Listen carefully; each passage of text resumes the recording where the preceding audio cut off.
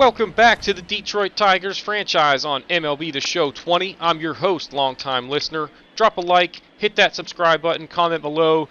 We've got the last episode of the 2021 regular season here with the Tigers desperately trying to hang on to first place in the AL Central. They have been on a little bit of a rough stretch over the last few weeks, and the Twins are actually playing pretty good ball, so I think they're one game back coming into this one, where the Tigers are taking on the Angels at Comerica with Casey Mize on the hill.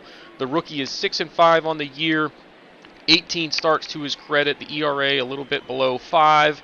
He hasn't been terrible, but he's young, learning at the major league level, and this is a prospect they really think a lot of. Obviously the number one pick from a couple of years ago, but starting things off, it's a base hit up the middle on an 0-2 slider, kind of left over the heart of the plate.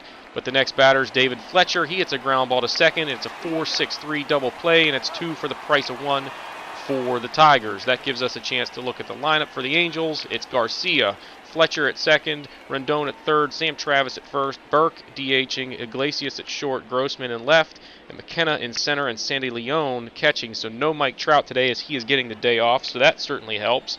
Next batter is Anthony Rendon. He swings and misses a slurve that was on the outside corner up a little bit. But that's it for the Angels in the first. They put Shohei Ohtani on the hill, the two-way star. 18 starts so far this year. He's 5-6 with an ERA right at 4. The whip is a little bit up, mostly because he's walking too many batters. But he's going to pitch pretty well in this one after this first batter. Travis Jankowski yanks one down the line on the third pitch from Ohtani, and that is gone for a solo shot to start things off for the Tigers. His 6th of the year makes it 1-0 right off the bat. That goes 379 feet. That ball was hit hard and stayed fair, but Ohtani going to settle in after that one. Next batter, Lawrence Walker, pops one up on the infield. That's routine, caught by the first baseman for the first out. A look at the Tigers lineup, as it was Jankowski, followed by Walker. Then it's Brantley DHing today, Bert Kohler at first, Marwin Gonzalez at short, Nueze at third, Jason Castro behind the dish, Kristen Stewart getting the start in left field, and Nico Goodrum swinging a hot bat, batting ninth, playing second base. Now with 2 away, it's Bert Kohler. He's way out in front of that curve. Huge change in velocity from Ohtani's fastball to that curve. And as you saw there, it's just really tough to stay back on the bender. On to the second, 1 away, it's Ryan Burke. Fastball down and away, the cutting action got it on the outside corner for the second strikeout of the game for Mize. Now on to the bottom of the second. Marwin Gonzalez can't catch up with the 98-mile-an-hour fastball from Ohtani. That's his second K. Then it was Jason Castro chasing a nasty splitter down and in. Poor plate recognition there. And that's it for the Tigers in the second. Now on to the third. It's another K from Mize. That is his 3rd of the ball game. Now to the bottom of the third. 3-2 pitch to Stewart. A high curve that just froze him. And that's the first out of the inning. 4th K for Ohtani. Then it's Nico Goodrum. 98 miles an hour on the outside corner at the belt. He can't catch up with it. 5 Ks for Ohtani. And it's 1-0 as we head to the 4th. Casey Mize still out there, and he gets a 1-2-3 4th, striking out the last batter there to end the inning. Now on to the bottom of the 4th. Ohtani striking out Gonzalez to end the inning there. On to the 6th. It's Nico Goodrum. He's out in front of a splitter. Another K for Ohtani. That is his 7th of the ball game.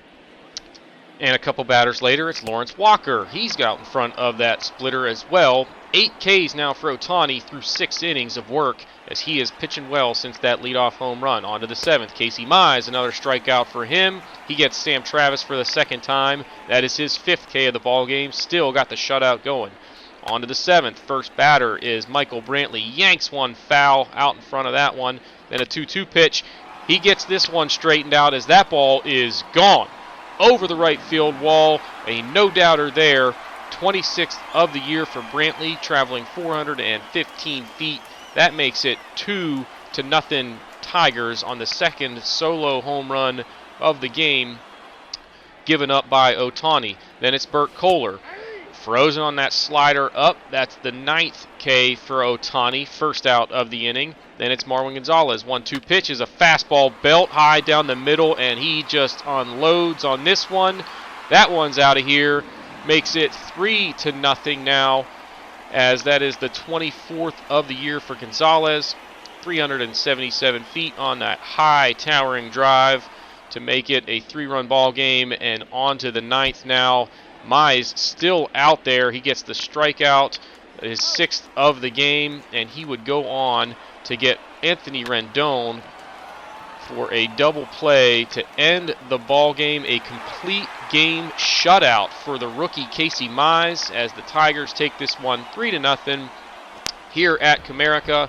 He gave up 3 hits and 3 walks while striking out 6 and getting player of the game honors, collecting the win, obviously. Ohtani saddled with the loss, pitched pretty darn well, just 4 hits allowed over 6 1/3, no walks, struck out 9, but unfortunately 3 of those 4 hits were solo homers. That was enough damage to win this one for the Tigers.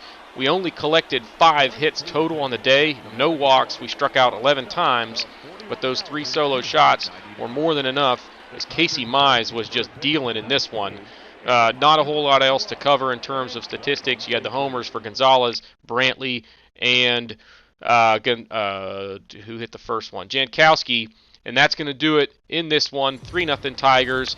We're now going out to Comerica Park yet again, where it is going to be the Detroit Tigers taking on the Cleveland Indians. The Tigers have heated up a little bit now, and they are in a tight race with the Astros for the best record in the American League, let alone all of baseball. Reason we're showing you this game is Matthew Boyd on the hill, going for win number 20. So he is 19-6 through 31 starts. The ERA is 2.86. He is still in the running for that Cy Young award, as he is just putting together a fantastic 2021 campaign. And it's Delino DeShields starting things off with a ground ball to first. Kohler's going to step on the bag, and that's the first out, as we'll now get a look at the Indians lineup in this one. It's DeShields Jr. at second, Hernandez DHing, Francisco Lindor at short, Trey Mancini having a great year in right, Jose Ramirez at third, Mercado in center, Carlos Santana at first, Roberto Perez behind the dish, and Connor Maribel in left field.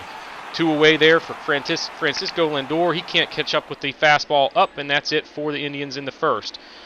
Starting for the Indians is Tristan McKenzie. His 3rd start of the season. He is 7-4 on the year, a 4.38 ERA to this point, as he is going to have his hands full with a hot Tigers lineup.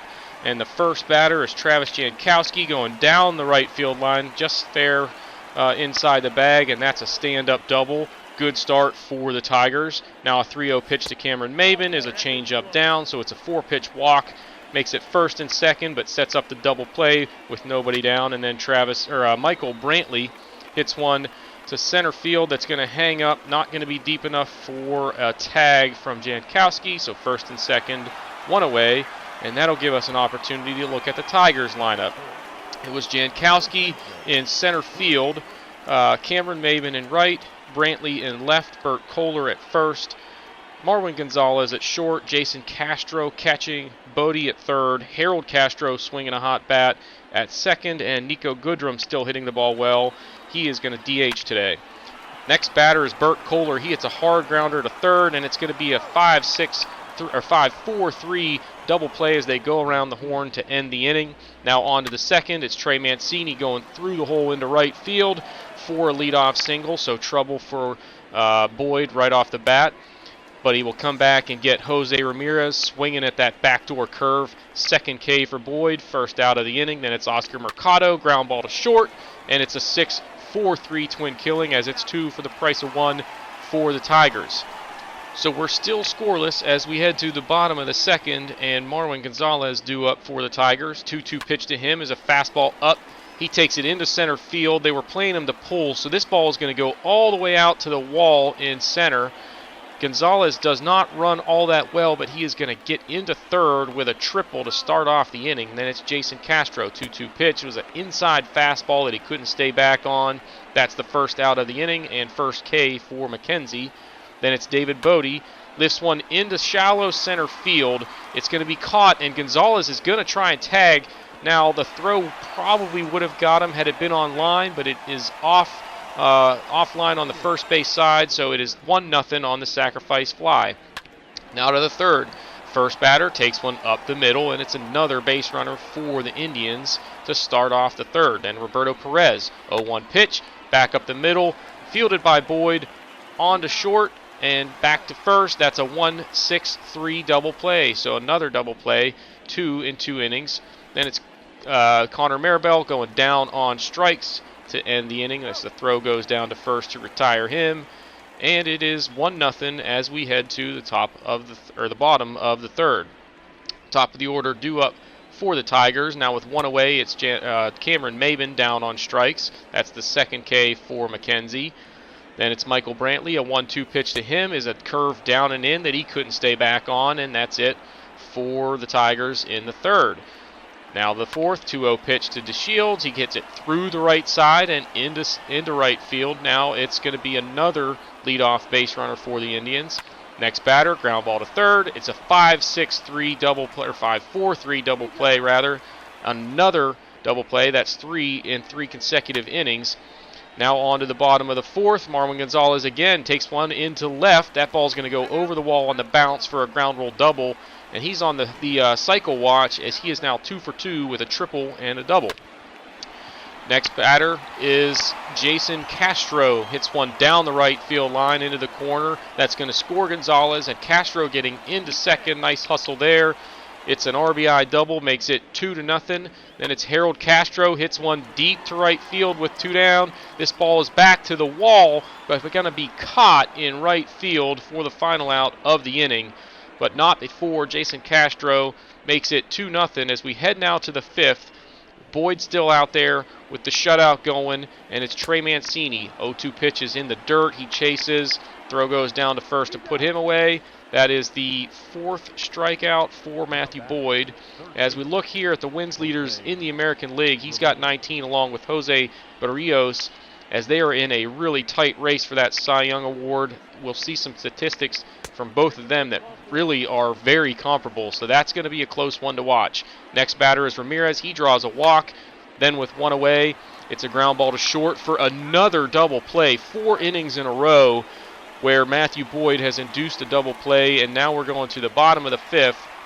Still 2-0, just 3 hits allowed for Boyd. 2 away in the inning, it's Cameron Maben. He ropes one into left field. That ball is going to short hop the wall, and it's going to be a stand-up double for Maben. So the Tigers with an opportunity, runner in scoring position for Michael Brantley. But he's going to pop one up the elevator shaft. That's going to be handled, so it's going to stay 2-0 in this one as we head to the sixth.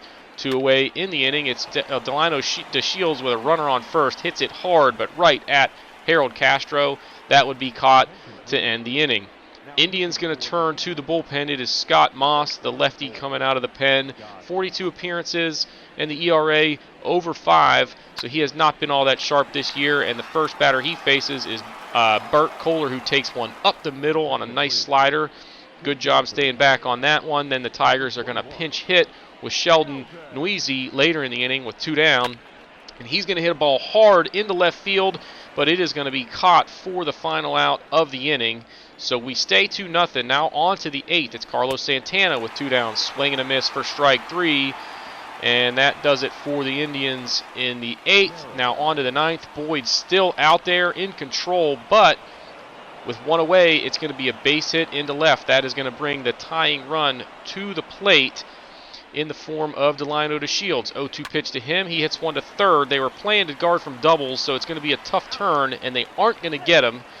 So it's now 2 down with Cesar Hernandez coming to the plate. 1-1 pitch is chopped in front of the plate. Going to be a tough play here. Hernandez was hustling out of the box and legs it out, so now the tying run on first with 2 down. They're going to come and talk to him, but the Tigers are going to leave Matthew Boyd in the ball game. He's only at 82 pitches. This is his game to win or lose, and he is going to get it done. A changeup there gets Lindor swinging to end it. As another shutout for the Tigers, they take this one 2-0. Boyd collects his 20th win of the year in shutout fashion. Impressive day for him. Just 6 hits and a walk allowed. He only struck out 6, but he gets the victory. Tristan McKenzie takes the loss. Went 5 innings, 6 hits and a walk. Not that bad. He only struck out 3 and only gave up 2 runs, but when you don't score, you can't win. The Tigers netted 8 hits and a walk. They only struck out 3 times, so they were putting the ball in play. Just struggled to drive in runs from time to time. But anyway, that's going to do it for this one. 102nd win of the year for the Tigers.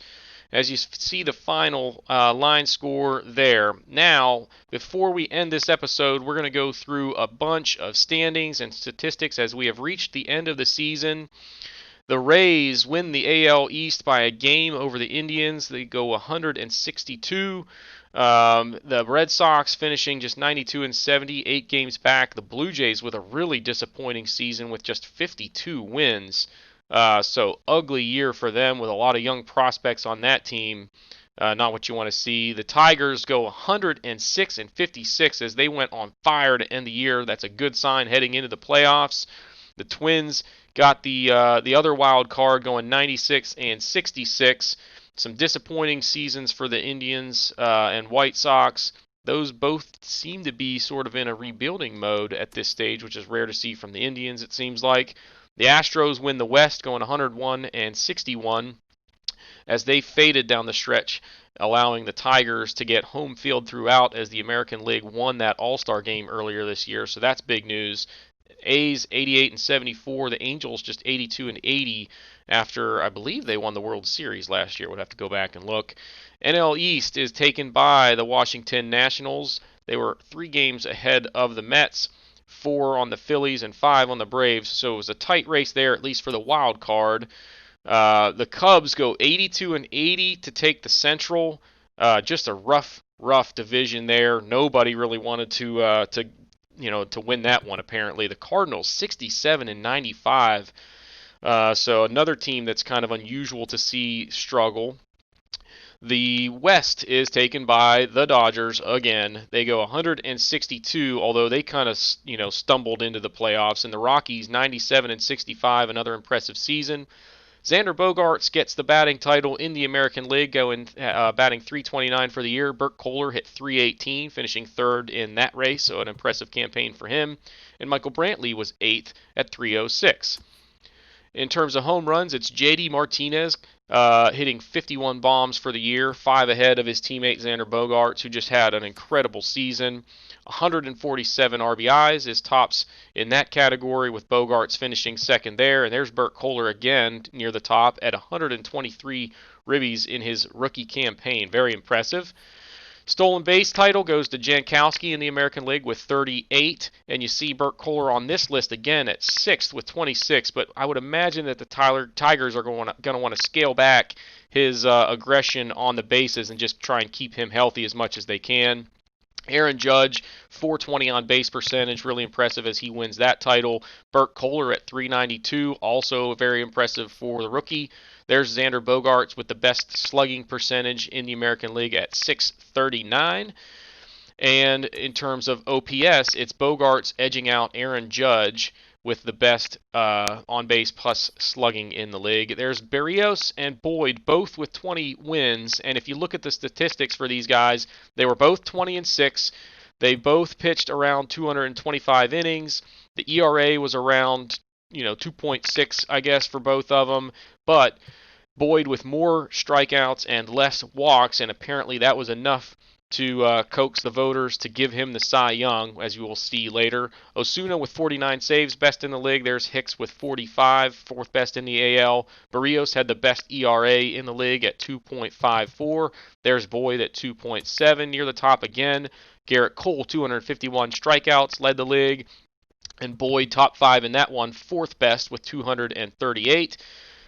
Greinke with the most innings pitched at 228 and 2/3, and there's Boyd again in the top 5 at 223.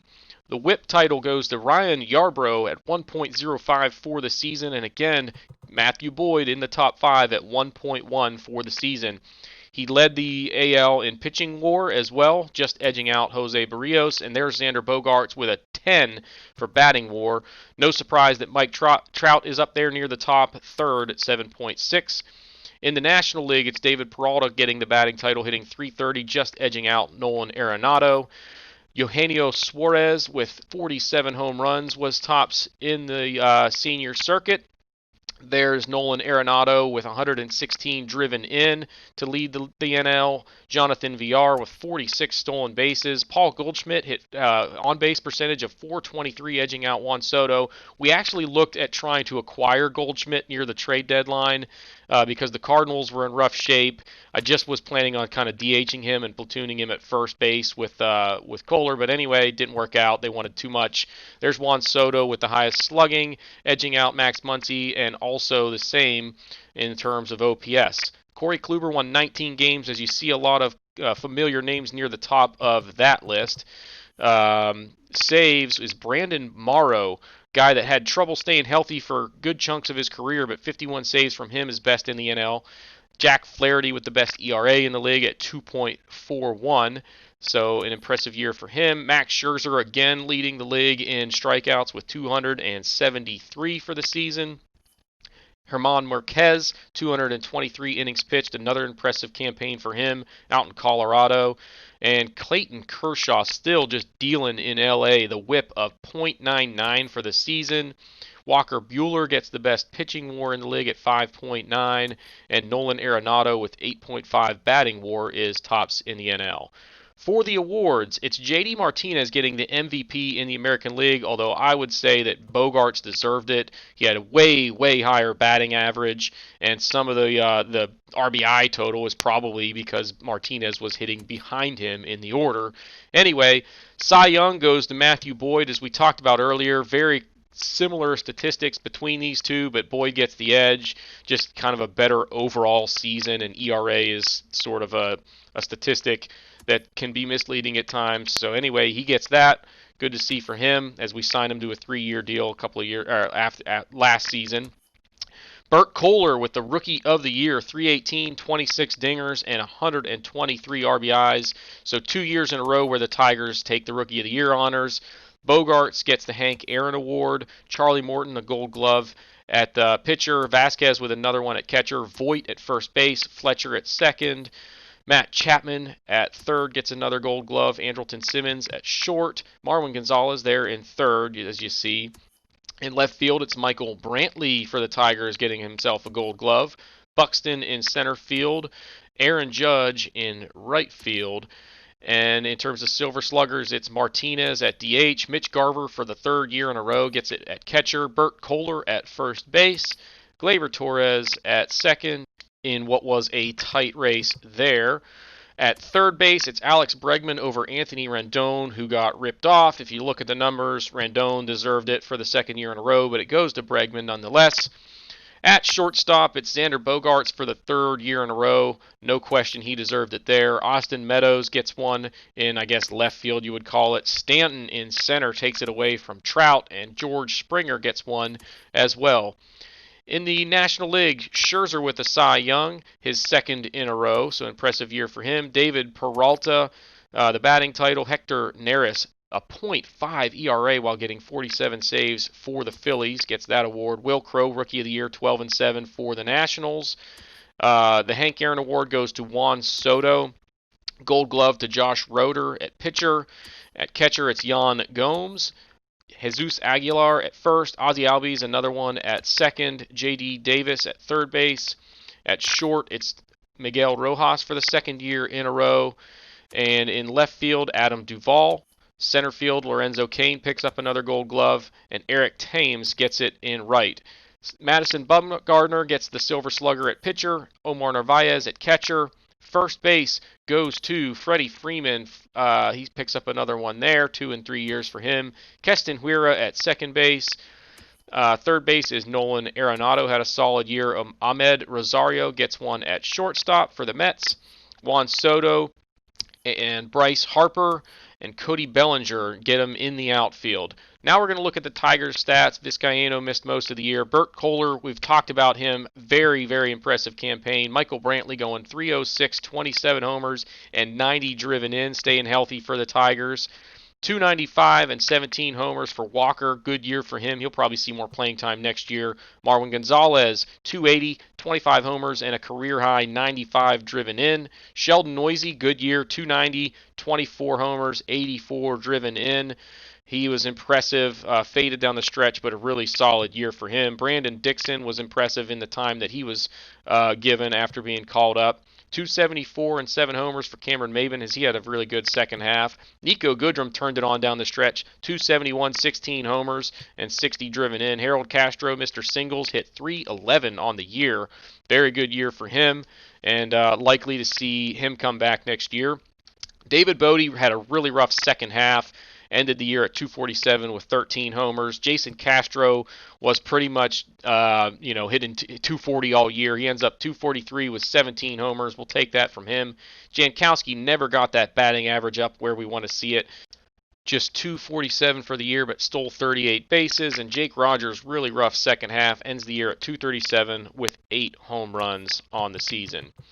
On the pitching side of things, it is Jordan Hicks with the best whip on the team. The ERA was a little bit inflated, but all in all, pretty solid year, and he was on fire down the stretch. Matthew Boyd, we've talked plenty about, so no reason to spend a whole lot of time covering what he did. Arodys Vizcaíno was really solid for us pretty much all year, 71 innings, 6-0, solid ERA and whip. Xiaoqing Chang, a pretty solid season with 13 wins, 188 and a third innings pitched. Tim Meza was pretty solid all year long and 56 and 2/3 of work. Daniel Norris, 12 and 8 on the year, bouncing back from that nasty blow to the face and collects 177 innings of work and a solid whip and ERA for him.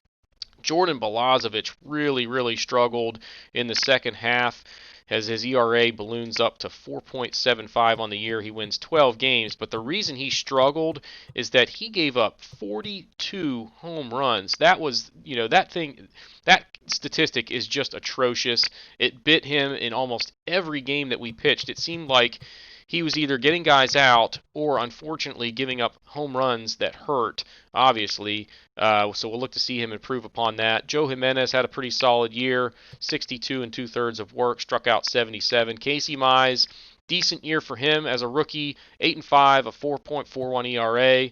Tony Watson was just okay pretty much all season. Scott Alexander was really bad early, but turned it around for a solid campaign, honestly, but probably won't bring him back.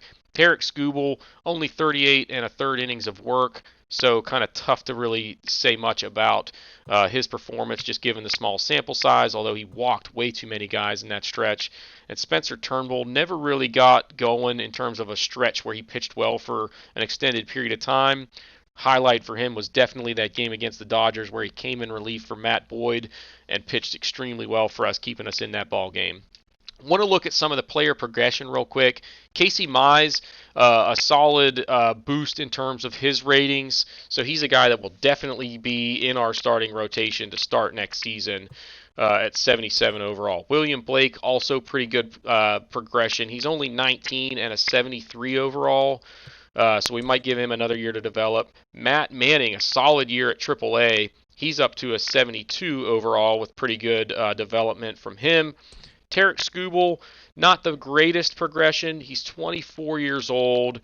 It says he's a 71 overall here, but most of that is due to morale. So if we get him in the rotation, I think he can be a pretty good weapon for us next year, so look for that. In the bullpen, Dominic Billingsley, really good year in terms of progression for him. He's up to a 75 overall, just 19 years old. He'll take the place of either Watson or Scott Alexander next season in the pen. As closers go, Russell Choi had a pretty good year at Double-A. He's up to a 73 overall, just 20 years old, and I really like what he can bring to the table for us, so he's probably going to be spending some time at the major league level next season as well. Davey Grullon is a guy that we traded for, and he has pretty good ratings. He got a little bit of a boost in terms of his power number against righties, some good plate discipline boost as well.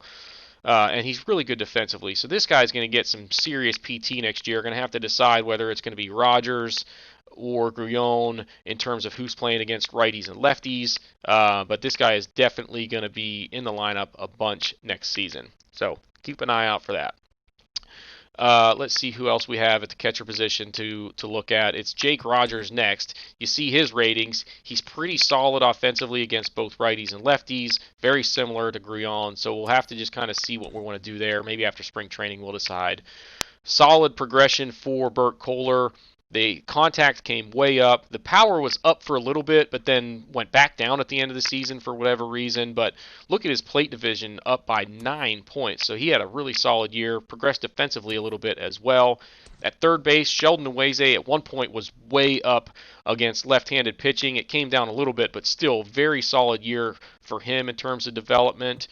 Isaac Paredes, unfortunately, we were kind of hoping he would develop a little bit. His contact ratings went down, so not what we wanted to see there, and not sure if that really leaves much of an opportunity for him to get playing time within the next couple seasons. Here's Royce Lewis. Remember, we traded for him at the deadline, and you look at his ratings across the board, pretty solid. He got a little bit of a boost against right-handed pitching. I would like to see a little bit more in terms of his plate discipline, but he's a 73 overall. He's a guy that if you get into the major league lineup, he gets that morale boost and maybe puts it together at the major league level, but we'll probably give him some time to develop first. Michael Brantley actually progressed for the most part, so good to see that at 33 years old. Lawrence Walker, pretty solid development from him. 77 overall as a 20-year-old. Richard Kaiser, for whatever reason, struggled against lefties this year, so actually came down in terms of contact there, but he's still young. Good development for Kristen Stewart, but 27 years old. Really don't have much of a spot for him, but worth noting. Les Delevsky, really good progression for him, particularly against left-handed pitching. This guy will probably be our starting center fielder next year because he flies and he's got pretty good defensive ratings. So that's going to do it for this episode, guys. Thanks for watching. Drop a like, subscribe, comment below. We've got playoff action coming up in the next episode, so we'll see you next time.